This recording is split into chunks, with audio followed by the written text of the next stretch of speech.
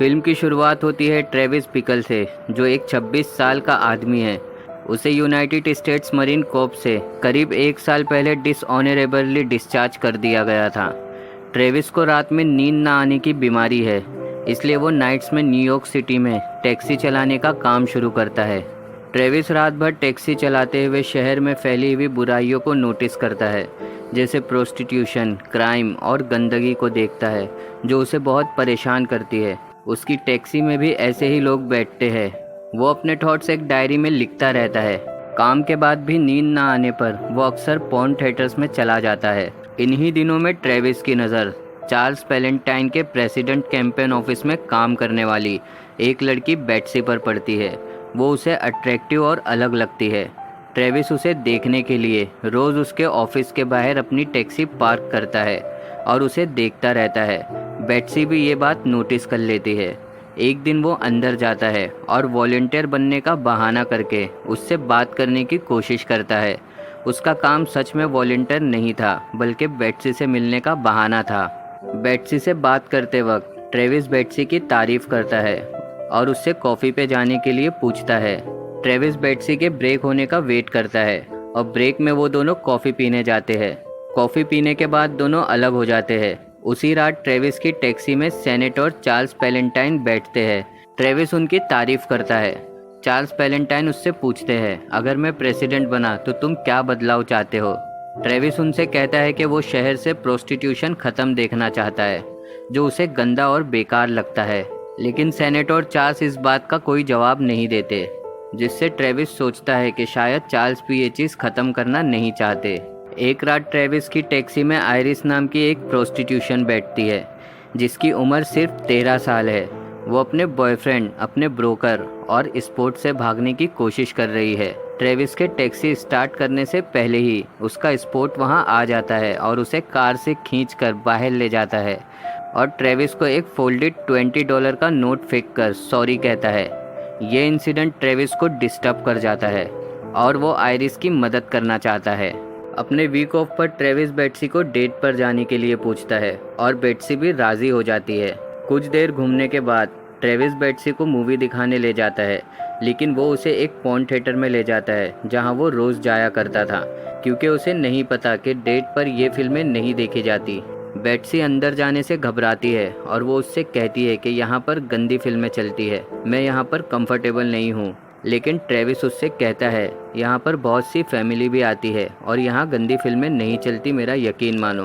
Betsy उसकी बात मानकर थिएटर में चली जाती है और जैसे ही मूवी शुरू होती है और पहला ही सीन आता है तो बेट्सी गुस्सा हो जाती है और थिएटर से निकलकर ट्रेविस को छोड़कर अकेले ही टैक्सी में चली जाती है। बाद में बेट्सी को मनाने के लिए ट्रेविस उसे कॉल करता है, उसे फ्लावर भी भेजता है, लेकिन बेट्सी उसका कॉल नहीं उठाती। आखिर में वो बेट्सी से बात करने के लिए उसके ऑफिस जाता है, जहां बेट्सी अभी भी उससे नाराज़ है। उन दोनों में बहस हो जाती है और बेट्सी के कॉलिग्स ट्रेविस को ऑफिस से बाहर निकाल देते हैं। ट्रेविस अब बेट्सी को भी बाकी लोगों जैसा समझने लगता है। एक रात एक अजीब पैसेंजर ट्रेविस की टैक्सी में बैठता है और वो अपनी बीवी और उसके लवर को मारने की बात करता है। ये सब बातें सुनकर ट्रेविस, जो पहले ही करप्शन और गंदगी से परेशान था, उसकी मेंटल स्टेट और ख़राब हो जाती है। वो अपने फेलो टैक्सी ड्राइवर विज़र्ड से बात करता है और उससे कहता है कि मेरे अंदर एक हिंसा पैदा हो रही है और मुझ में बहुत गुस्सा भरा है, मैं इन सारी चीज़ों को ख़त्म करना चाहता हूँ। फिर हम आगे देखते हैं। ट्रेविस अपनी फ्रस्ट्रेशन निकालने के लिए फ़िज़िकल ट्रेनिंग शुरू करता है। फिर एक दूसरे ड्राइवर से मिलकर वो एक ब्लैक मार्केट में गन डीलर से मिलता है, जिसका नाम एंडी है, और वो उससे 4 इल्लीगल हैंड गन्स खरीदता है। वो घर पर इन्हें चलाने की प्रैक्टिस करता है और एक गन को मॉडिफाई करके अपने आर्म में छुपाने जैसा बना लेता है। एक रात ट्रेविस एक स्टोर में होता है जब एक आदमी रॉबरी करने की कोशिश करता है। ट्रेविस उसे गोली मार डालता है।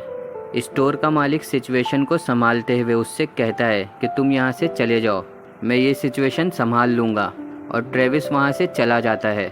और उसी रात ट्रेविस दोबारा आयरिस से मिलता है और उसे 15 मिनट के लिए हायर करता है। कमरे में वो उसके साथ फिजिकल रिलेशन बनाने के बजाय उसे समझाता है कि वो ये प्रोस्टिट्यूशन का काम छोड़ दे। आयरिस जो अभी सिर्फ 13 साल की है, वो उसकी बात को पूरी तरह समझ नहीं पाती। अगले दिन ब्रेकफास्ट पर ट्रेविस उसे फिर समझाता है कि उसकी उम्र की लड़कियां स्कूल जाती है, घूमती है।